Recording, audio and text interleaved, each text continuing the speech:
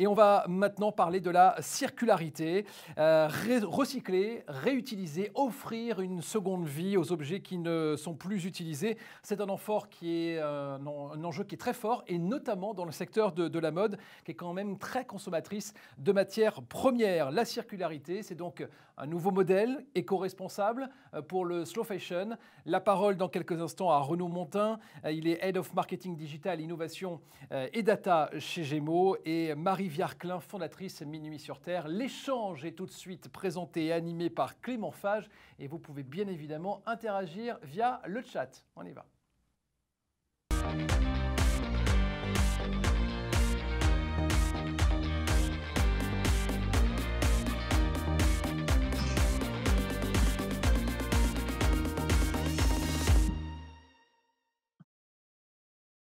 Bonjour à toutes et à tous et merci d'être avec nous pour cette première table ronde des Marketing Days, une table ronde virtuelle bien sûr sur le thème, on vous l'a dit, de la circularité, un thème qui est au centre d'un nouveau mode, un nouveau modèle de mode responsable, le slow fashion, un terme qu'on construit bien sûr en opposition au fast fashion qu'on connaît tous et qui a grandement contribué à faire de la mode l'industrie, la deuxième industrie la plus polluante au monde.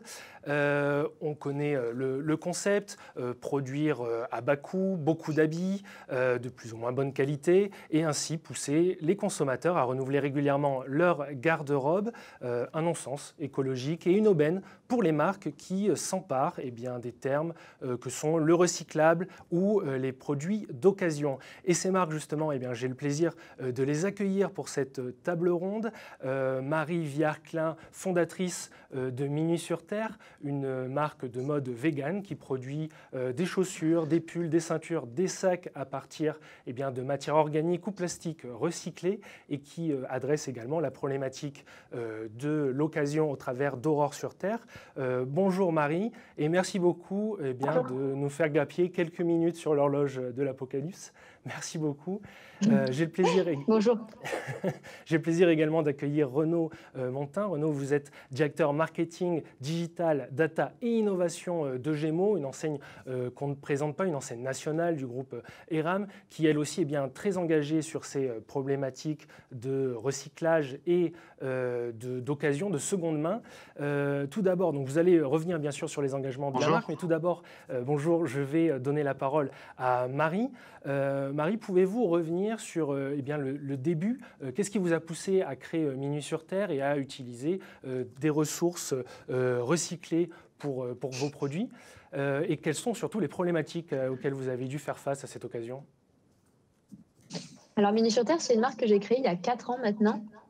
Tout simplement parce que moi, je suis végane depuis très longtemps, ça fait 7 ans maintenant. Et j'ai trouvé aucune chaussure qui concilie à la fois éco-responsabilité, conçue sans matière animale et dont le design était sympa. Il y a 4 ans, c'était vraiment très compliqué. Et donc, c'est pour ça que je me suis lancée en me disant, mais j'ai rien à perdre, je tente et on verra bien si ça marche. Et ça a marché parce qu'il y avait une vraie demande de consommateurs qui attendaient ce genre de produit plus éco-responsable que ce qui existait vraiment.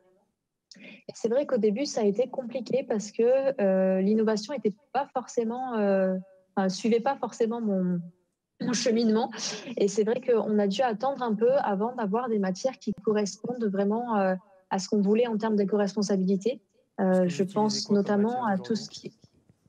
Alors aujourd'hui, on utilise beaucoup de matières végétales qui ressemblent à du cuir mais qui n'en sont pas. Donc on en a une matière à base de raisin, une matière à base de pommes, une matière à base de céréales. On a aussi une matière à base de bouteilles plastiques recyclées. Mais toutes ces matières-là, on les a intégrées, à part la matière à base de céréales qu'on avait depuis le début, les autres, on les a intégrées à partir de 2019. Tout simplement parce qu'elles n'existaient pas avant, elles n'étaient pas disponibles. Donc c'est vraiment pour ça qu'on a été bloqué en termes de développement, parce que c'est compliqué d'avoir ces matières-là qui n'étaient pas encore au point, qu'on ne pouvait pas encore acheter. Et c'est vrai que là, on se rend compte que sur tous les niveaux de la chaîne, il y a beaucoup plus de produits disponibles qui sont recyclés en termes de matières premières pour nous qu'on peut utiliser pour fabriquer des chaussures. Donc une offre de produits qui vous a permis de mettre en place cet outil industriel, cet appareil productif. Comment est-ce que vous marketez votre offre sur ces thèmes du recyclage? Et peut-être aussi un mot sur l'autre aspect, l'autre pendant de la circularité, qui est bien sûr la vente de produits d'occasion. Vous avez lancé en 2019 la plateforme L'Aurore sur Terre. Est-ce que vous pouvez revenir aussi un petit peu sur son fonctionnement et sur la façon dont vous profitez des tendances actuelles autour de l'occasion, portée notamment bien sûr par le succès de Vinted? Alors en fait, Aurore sur Terre, c'est venu d'une demande de nos clients parce qu'on avait toujours plein de prototypes, des modèles qu'on utilisait pour les shootings, etc. Et moi, je ne me voyais pas les jeter, on ne savait pas trop quoi en faire. Et ça a commencé comme ça, en fait, on revendait régulièrement ces prototypes, les paires qui ont servi pour les shootings, etc. Sur notre site principal. Et bon, après, c'est devenu assez compliqué à gérer d'avoir les deux en même temps. Donc, on a décidé d'ouvrir une plateforme de seconde main où on continue à vendre tout ce qui est prototype et paires portées pendant les shootings. Mais on vend aussi toutes les paires qui ont un petit défaut et qui, d'habitude, ne sortiraient pas de l'usine, mais on les récupère quand même pour les vendre moins cher. Et on récupère aussi les paires des clientes qu'elles ont portées plus ou moins et qu'elles ne veulent plus. Donc, en échange d'un bon d'achat, on les reprend sur ce site. Et donc, on les revend ensuite. C'est énormément de travail parce qu'on gère tout ça en interne. Donc, c'est nous qui faisons les colis seconde main, qui gérons l'état, qui décidons du prix de reprise. Mais ça vaut le coup parce que c'est vraiment une vraie demande de nos clients et ça permet aussi de donner une seconde vie à tous ces produits qui sont encore en bon état, qui pourraient être portés et qui dorment parfois dans les placards. Alors vous parlez de réussite et de vraies demandes de vos clients. Est-ce que vous pouvez revenir rapidement sur quelques éléments chiffrés notamment qui permettraient d'apprécier le succès de cette marque? Alors, sur Aurore sur Terre, on a vendu à peu près 1000 paires pour le moment, ce qui n'est pas énorme comparé à ce qu'on fait sur le site classique, mais en tout cas, ça montre que il y a quand même un intérêt parce que ça représente peut-être 2% de notre chiffre d'affaires. Bon, c'est pas beaucoup, hein, mais c'est quand même important et c'est surtout que on a un peu stoppé avec le confinement les reprises de produits parce que c'est compliqué. C'est compliqué aussi pour les gens de se rendre dans les bureaux postaux pour nous renvoyer leurs paires. Mais on a l'intention d'embaucher quelqu'un sur ce secteur-là qui puisse vraiment lui donner la pleine mesure qu'elle pourrait avoir parce on a du mal honnêtement en termes de ressources humaines pour le moment à gérer le projet. Donc le but c'est qu'il y ait quelqu'un qui nous rejoigne et qui soit dédié à ça. Donc la reprise, la prise en photo des paires, la mise en ligne sur le site, l'envoi ensuite. Voilà. Et donc, on espère que ça va encore plus se développer quand on aura quelqu'un qui sera dédié et qui pourra s'y consacrer pleinement. Parce qu'en effet, les thématiques, en tout cas, ces thématiques-là sont très porteuses, notamment suite au confinement où tout ce qui est impact écologique et production notamment locale, réutilisation des ressources sont des thématiques qui se sont imposées. Renaud, je me tourne vers vous. Comment justement appréhendez-vous cette demande des consommateurs pour une consommation plus raisonnée, tout simplement? Bonjour à toutes, bonjour à tous. En fait, les chiffres parlent d'eux-mêmes. Le marché de la mode en France, donc Gémeaux pour le coup est le 8e acteur. Donc on a une responsabilité bien entendu dans cette dynamique. Le marché pèse au global plus de 40 milliards d'euros. En 2019, j'ai pas eu les chiffres de 2020 récents, mais le marché de l'occasion, la seconde main, c'était un peu plus d'1 milliard. Je crois que c'était même 1,2 milliard. Donc en fait, on voit vraiment que c'est plus juste un signal faible, c'est vraiment une tendance de fond. Il y a bien entendu des grosses plateformes qui ont émergé comme Vinted, mais beaucoup aussi d'acteurs s'y mettent. Et il y a plus d'un Français sur trois qui a acheté de la seconde main en 2019. C'est 2 fois plus déjà que l'année d'avant. Donc on imagine, bon, hormis les confinements, que ça a encore explosé. Donc finalement, sur le marché de la mode qui est à juste titre mis sur le devant de la scène par rapport à son impact environnemental, ce qui est évident, on voit que c'est surtout des vraies nouvelles dynamiques. On parle beaucoup d'acteurs qui s'affaiblissent en ce moment, mais en fait, c'est des nouveaux rapports de force, hein, avec le sport qui monte en flèche, le web, le digital, là encore plus après le confinement, et surtout du coup la seconde main. Donc on voit il y a ce qui était un signal faible il y a quelques années est vraiment une tendance de fond et un vrai sujet, sachant qu'en fait le vrai enjeu, on pourra peut-être en parler tout à l'heure, mais sur le textile, il y a bien entendu l'enjeu des matières premières à la fabrication, mais qui sont les plus gros impacts environnementaux au global. Mais il y a aussi la fin de vie du produit qui représente, en fait, on fait beaucoup, nous, d'ACV, d'analyse de cycle de vie sur nos produits. Et c'est 20% en fait, la fin de vie, l'impact environnemental.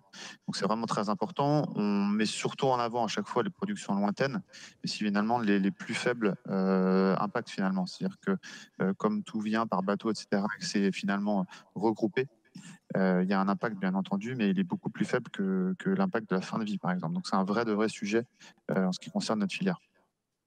On reviendra par la suite sur aussi les actions concrètes que vous avez entamées, parce que vous êtes arrivé chez Gémeaux en décembre 2019 pour vous emparer aussi de ces sujets, bien que la marque s'était engagée auparavant. On va revenir tout de suite sur les actions concrètes que vous menez, mais vous l'évoquez, la question de l'accès finalement à cette matière première réutilisable. Comment est-ce qu'on favorise justement le fait d'amorcer ce circuit, cette circularité? Comment est-ce qu'on pousse les gens à plutôt que jeter leurs vêtements, les donner pour qu'ils puissent intégrer ce cycle?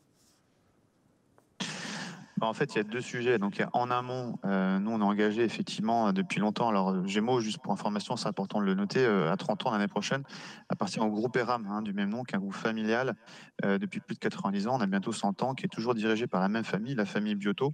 On est basé dans le Maine-et-Loire, dans l'ouest de la France. Donc, on a toujours engagé depuis toujours sur la pérennité de l'entreprise et la transmission de l'entreprise. Donc, ce sont vraiment des sujets qu'on traite depuis la naissance du groupe. En fait, nous, on est engagé sur cette démarche du groupe qui s'appelle Change for Good et qu'on a traduit donc chez Gémeaux dans la démarche mieux sur trois piliers effectivement. Donc le premier qui est autour finalement du produit et donc de tous les sujets autour de l'éco-conception.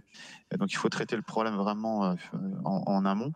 Et en aval, toute la partie en fait donc recyclage que l'on traite, où on a déjà pu faire des tests nous sur avec le relais par exemple sur des tests sur plusieurs points de vente pour le recyclage.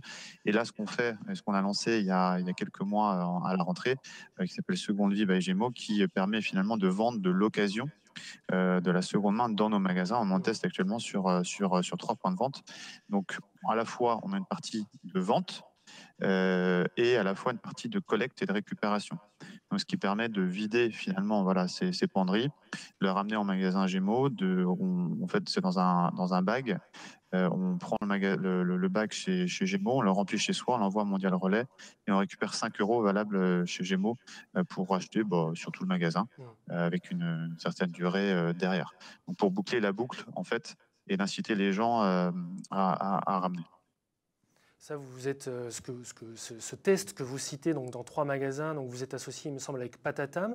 Est-ce que vous pouvez donner quelques premiers peut-être résultats sur comment ça a été adopté par les Français, malgré bien sûr le contexte qu'on connaît, et peut-être aussi nous indiquer en quoi consiste cette collaboration avec Patatam? Oui, bien sûr. Les chiffres, alors déjà, en fait, il y a un chiffre qui est important de savoir, c'est que il y a à peu près 30% des Français qui ont donc manifesté, en fait, qu'on fait un achat sur la seconde, sur la seconde main, pardon. Et dans la clientèle Gémeaux, en fait, ils étaient plutôt 40% à avoir déjà acheté de la seconde main. Donc, on avait déjà une clientèle assez affinitaire sur ce marché-là parce que la première motivation pour acheter ça, elle est économique. C'est-à-dire, c'est de faire une bonne affaire sur des vêtements, effectivement, qui sont parfois quasi neufs. Et après, de se dire, oui, c'est bon pour la planète, mais la première motivation, elle est sur l'achat malin. C'est pas moi qui le dis, ce sont les études. Donc ça, c'est la première chose à savoir. Donc on a eu un très bon accueil qualitatif de notre clientèle, puisqu'il était déjà assez affinitaire avec cela. Et le deuxième, effectivement, sur les 3 points de vente, on est plutôt content. Alors on ne regarde pas vraiment le chiffre d'affaires parce que le prix moyen est aux alentours de 5 euros, donc ce qui est assez faible. On le fait vraiment pour contribuer à cet effort de recyclage et à ces fameux impacts de 20% sur la fin de vie du produit.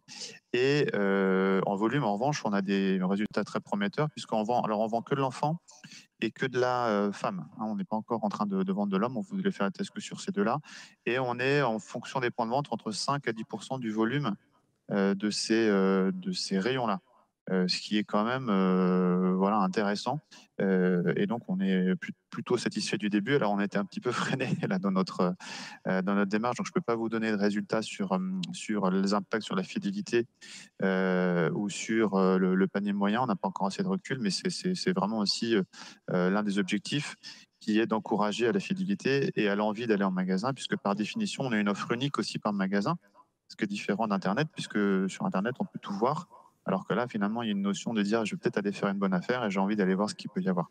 Donc, c'est intéressant finalement à trois étages. Un, pour le client, ce qui fait des bonnes affaires et il contribue à un meilleur un impact environnemental plus faible, et pour nous aussi.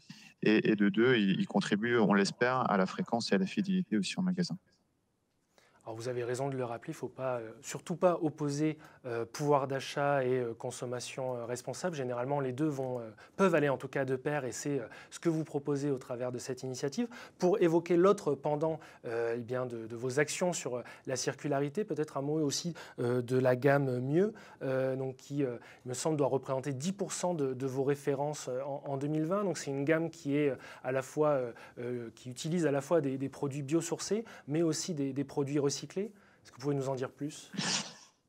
Ouais, alors en fait, c'est plutôt on appelle ça plutôt la démarche Mieux chez nous, alors qui est illustrée à plusieurs titres. C'est-à-dire que vraiment notre mission, nous, c'est de faciliter le quotidien des Français et d'être accessible. Donc c'est notre devoir, effectivement, d'être responsable, mais en fait de proposer toujours une mode accessible. Et ça, c'est vraiment important. C'est-à-dire qu'il faut qu'on soit plus responsable, mais en restant toujours accessible. Et notre démarche Mieux, en fait, elle est voilà, principalement autour donc de l'éco-conception. Aujourd'hui, on a 15 à 20%, même en textile, en fait, des produits qui ont au moins une matière durable, qu'elle soit en coton bio ou recyclée. Mais en fait, en vrai, tous les produits doivent être mieux par déjà la qualité, c'est-à-dire garantir l'innocuité des produits. On a voilà, quasiment un 100% de contrôle qualité dès l'amont, donc ça, c'est la base. Et un produit est mieux aussi dans le sens où il dure plus longtemps. Par exemple, avoir un pantalon renforcé au genou ou des chaussures à coque qui durent plus longtemps parce que l'enfant fait du vélo. Et si c'est pas en coton bio ou recyclé, bah, c'est bien aussi. C'est-à-dire que on veut pas faire nous du coton bio et diminuer la qualité du coton. Hein, l'idée, c'est que le produit aussi, une notion de durabilité et de se dire est-ce qu'il dure qu'une semaine ou à l'inverse, est-ce qu'il peut durer plusieurs saisons. Donc ça, c'est vraiment important. Donc je pense qu'il ne faut pas opposer. En fait, finalement, on se rend bien compte que tous les impacts, ils sont multiples. Et donc, il faut réussir à concilier le meilleur équilibre. Mais dans les grandes lignes, nous, notre vrai sujet de fond, c'est l'éco-conception. C'est-à-dire comment dès l'amont, sur les impacts les plus forts en environnement, on est meilleur, donc avec des matières beaucoup plus responsables. Et comment on s'assure une bonne durabilité de notre produit et une recyclabilité, sachant que les enjeux sont totalement différents entre le textile et la chaussure. Marie en parlait tout à l'heure.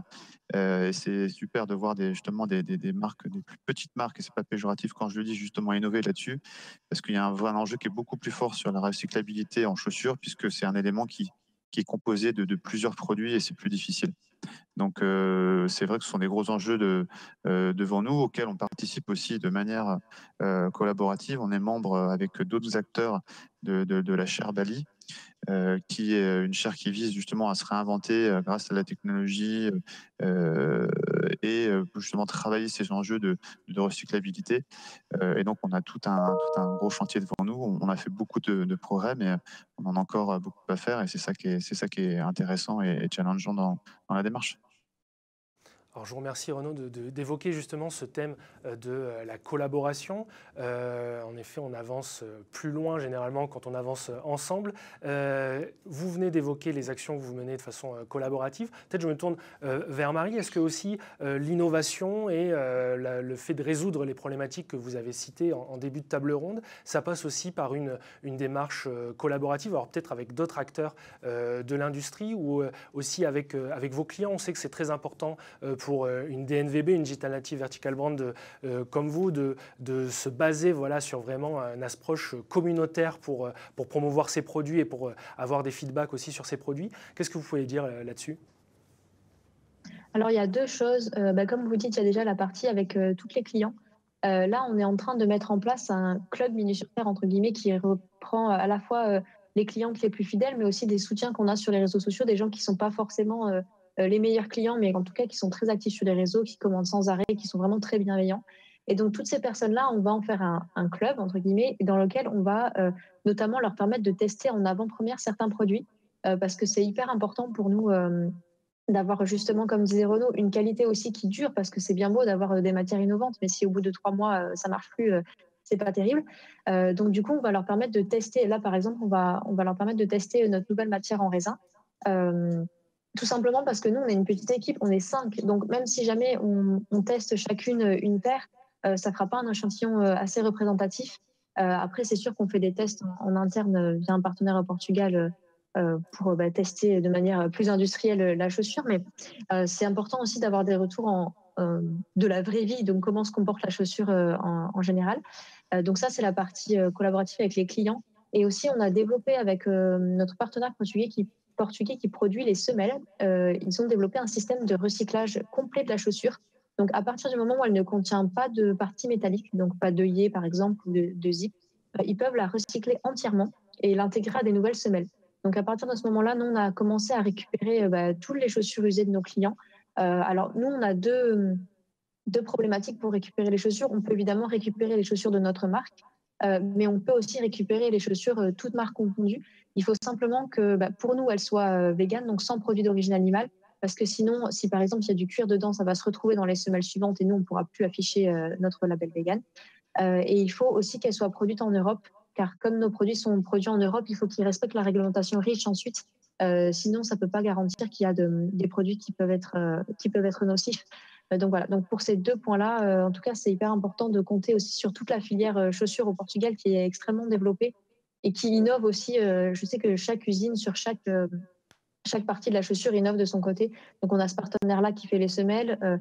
Il y a vraiment un gros souci de recyclage sur tous les aspects. Par exemple, quand ils découpent les semelles sur les grandes plaques de matière, je sais que l'entreprise, elle récupère les chutes pour en refaire des nouvelles plaques. Voilà, donc il y a tous les niveaux, tous les partenaires en tout cas sont engagés là-dessus. Et moi, je sais que les usines avec lesquelles on travaille, elles ont bien compris la démarche dans laquelle on était nous.